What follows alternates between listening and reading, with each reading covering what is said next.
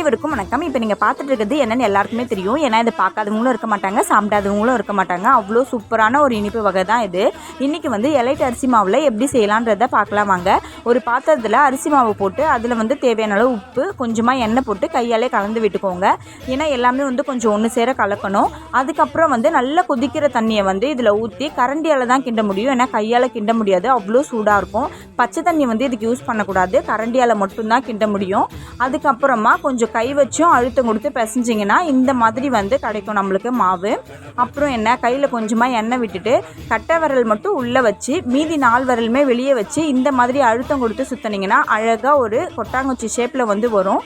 அதில் வந்து பூர்ணம் சொல்லுவாங்கள்ல, வேர்க்கடலையும் வெல்லமும் கலந்த கலவையை தான் வந்து உள்ளே வச்சு இந்த மாதிரி ஸ்டஃப் பண்ணி மடித்து வச்சிங்கன்னா கொழுக்கட்டை வந்து ஆவியில் வச்சு வேக வச்சா ரெடி ஆகிடும். அந்த காலத்துலலாம் வந்து கொழுக்கட்டையை செய்யணும்னா அரிசியை வந்து ஊற வச்சு அதை வந்து இடித்து வறுத்து சலித்து அந்த மாதிரி நிறைய ப்ராசஸிங் பண்ணி தான் வந்து கொழுக்கட்டையே செய்வாங்க. ஆனால் நம்ம எலைட் அரிசி மாவில் அப்படி கிடையாது, ரொம்பவே ஈஸியாக செய்கிற மாதிரி தான் இருக்குது.